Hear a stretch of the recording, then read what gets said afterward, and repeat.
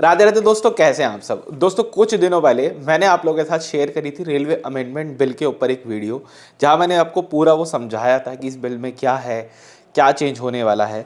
लेकिन इसके बावजूद बहुत से लोग, देखो ऐसा नहीं है ना कि इस धरती पे या इंडिया में जितने भी लोग रेलवेज के बारे में पढ़ना पसंद करते हैं सारे ही मेरी वीडियो देख रहे हैं। नहीं यार, अपना छोटा सा चैनल है, थोड़े ही लोग वीडियो देखते हैं, आप लोग शेयर वेयर थोड़ा बहुत किया करो। तो बहुत सारे लोगों को ना कंफ्यूजन हो रही है उस अमेंडमेंट बिल के बाद से। अगर ऐसा ये बिल पास होता है, वैसे तो हो चुका है, बट इसके बाद रेलवे प्राइवेट हो जाएगा, ठीक है, किराया बढ़ जाएगा, इस चीज़ को लेकर ना लोग बहुत ज़्यादा कंफ्यूज हैं। और कहीं ना कहीं इस वीडियो में आपको समझाना चाहूँगा कि ऐसा कुछ भी नहीं है। देखो, मैं आपको दो चार चीज़ें समझाता हूँ। उसके अंदर जो कही गई थी उसके अकॉर्डिंगली, उसके अंदर रेलवे ने यह कहा था कि रेलवे बोर्ड के अंदर जो लोग हैं और इवेंचुअली रेलवे के अंदर जो लोग हैं वो कितने एफिशिएंट है और कितने नहीं। ठीक है, एक तो वो इसकी अपने इंटरनल चेक्स करेगा, ये उसका अपना का इंटरनल चीज़ है। ठीक है, किनको निकालना है किनको रखना है वो एक चीज़ वो करेगा ही करेगा। दूसरा, वो प्राइवेट प्लेयर्स को लेकर आएगा, लेकिन उनको लाने से पहले वो पावर्स जो है काफ़ी सारी जोनल रेलवे के हाथ में भी देगा, जिससे कि बहुत ही छोटे स्तर पे डिसाइड किया जा सके कि इतने छोटे काम के लिए भी हमें प्राइवेटाइजेशन चाहिए या फिर नहीं चाहिए। ये क्यों करना पड़ रहा है? क्योंकि अभी तक प्राइवेटाइजेशन के या थर्ड पार्टी रिक्वायरमेंट के या थर्ड पार्टी को कुछ काम डेलीगेट करने के जो डिसीजन होते थे वो मिनिस्ट्री लेवल पे लिए जाते थे, जो कि पूरी रेलवेज के लिए एक जैसे होते थे। ठीक है, अब किसी जगह पे आपको एक रिक्वायरमेंट है और किसी जगह पे नहीं है, बट क्योंकि फैसला सेंटर लेवल पे लिया जा रहा है तो वो सब पे आकर के गिरता था। तो यहाँ पे जोनल लेवल पे चीज़ें जो है लाई जा रही हैं। दूसरा, ये जो सेंट्रल लेवल पे फैसले लिए जाते थे, इससे क्या होता था? देखिए, रेलवे के अंदर जो सारे जोन्स हैं, आई थिंक 17 जोन्स हैं, वो सारे अपनी अपनी कमाई कर रहे हैं, मतलब उनका अपना अपना रेवेन्यू होता है। जब भी आप टिकट वगैरह खरीदते हैं तो वो एक जोनल रेवेन्यू कितना जो है काउंट किया जाता है। इसमें कौन सा अच्छा परफॉर्मिंग है, कौन सा अच्छा परफॉर्मिंग नहीं है, ये सब की सब चीज़ें जो है कंसोलिडेट हो जाती है इंडियन रेलवेज के मैटर में, जिससे एक क्लियर पिक्चर निकल के नहीं आ पाती कि कौन जोन अच्छा परफॉर्मिंग है, कौन सा अच्छा परफॉर्मिंग नहीं है। तो ये चीज़ होने के बाद से ये भी क्लियर होगा कि कौन सा जोन अच्छा परफॉर्मिंग है और कौन सा अच्छा परफॉर्मिंग नहीं है। तो ये एक तरीके का ऐसा टेस्ट बना दिया गया है जिससे पता लग जाएगा कि क्लास के अंदर जितने बच्चे हैं उसमें से इंडिविजुअली कौन कैसा परफॉर्म कर रहा है। इसी के अंदर वैसे यूं क्लियर तो नहीं किया गया है, बट बिटवीन द लाइंस बोल दिया गया है, जो प्राइवेटाइजेशन वाली बात है, इसमें अदर प्लेयर्स की एंट्री भी हो सकती है फॉर प्राइवेट सेक्टर, जिससे लोग डर रहे हैं कि यार ये तो फेयर बढ़ा देंगे।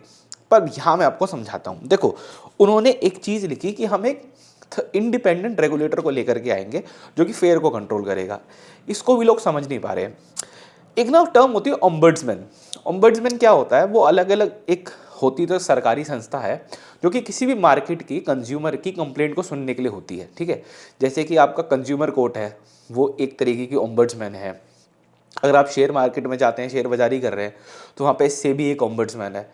बैंकिंग से रिलेटेड आपको कोई परेशानी है तो आरबीआई आपका ओम्बड्समैन है। ठीक है, इस तरह से एक इंडिपेंडेंट रेगुलेटर होते हैं। इसी तरीके से रेलवे के लिए भी होगा, जो कि इन प्राइवेट प्लेयर्स के लिए फेयर को डिसाइड करेगा। अगर कभी भी कोई भी प्राइवेट प्लेयर इंडिया में आता है, इससे आप इस चीज़ को बिल्कुल अपने दिमाग से निकाल दो, प्राइवेट प्लेयर के आने से आपकी जो नॉर्मल ट्रेन है उन पर कोई फर्क पड़ेगा। क्योंकि रेलवे की कहीं ना कहीं एक सोशल रिस्पॉन्सिबिलिटी है, एक सोशल ऑब्लिगेशन है कि उसको एक अफोर्डेबल और चीपर ट्रैवल करवाना है। और प्राइवेट प्लेयर आएगा भी तो वो प्रीमियम सेगमेंट के अंदर आएगा।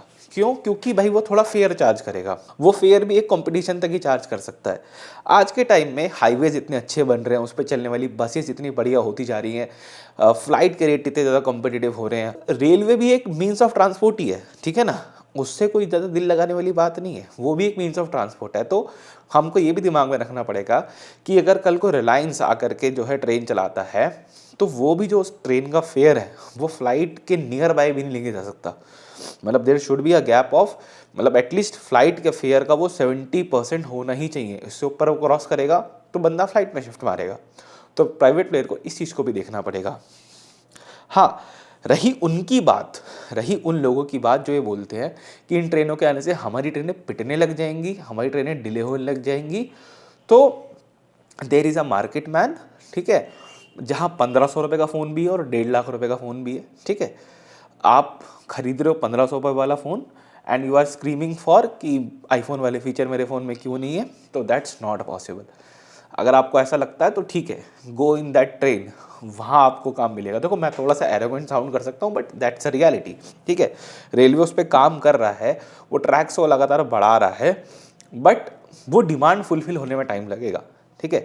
अगर आप एक जगह पे जाके मान लो धरना भी कर लो, 10,000 बंदे खड़े होके कहीं पे कि ट्रेनों को बढ़ाओ, ट्रेनों को बढ़ाओ, और सरकार आपकी बात मान भी ले कि हाँ ठीक है हम बढ़ा देते हैं, तो भी वो ऐसी कोई जादू की झड़ी घुमा के ट्रेनें नहीं बढ़ा सकती।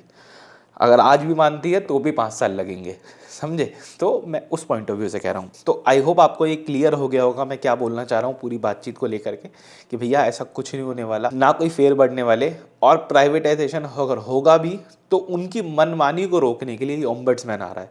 और ये ओम्बड्समैन क्या किस तरीके से वर्क करेगा, अब भैया आप कंप्लेंट फाइल कर सकते हो, ठीक है ना, क्योंकि ये लोग आ रहे हैं कस्टमर को सर्व करने के लिए, आपको सर्व करने के लिए। अगर आप इनकी ट्रेनों में जाते हो या इनकी ट्रेनों का किराया ज़्यादा है, पहली बात अगर किराया ज़्यादा है तो जाओगे नहीं, और अगर जा भी रहे हो कोई सुविधा नहीं मिली या कोई प्रॉब्लम हो गई, कोई फ्रॉड हो गया, तो ये ओम्बड्समैन जो बनाया जा रहा है, जैसे आप ट्वीट कर देते हो आजकल किसी प्रॉब्लम का, सेम वे के अंदर आप इस ओम्बड्समैन को रिपोर्ट करोगे जा करके, जो कि अगेन आपकी समस्या का समाधान करेगा, ठीक है। तो आई होप मैं अपनी बात कहीं ना कहीं आप तक जो है रख पाया, आपको समझा पाया जो मैं बात कहना चाहता था। बाकी जो भी कुछ होगा लेन देन वो नीचे कमेंट सेक्शन में हम लोग कर लेंगे।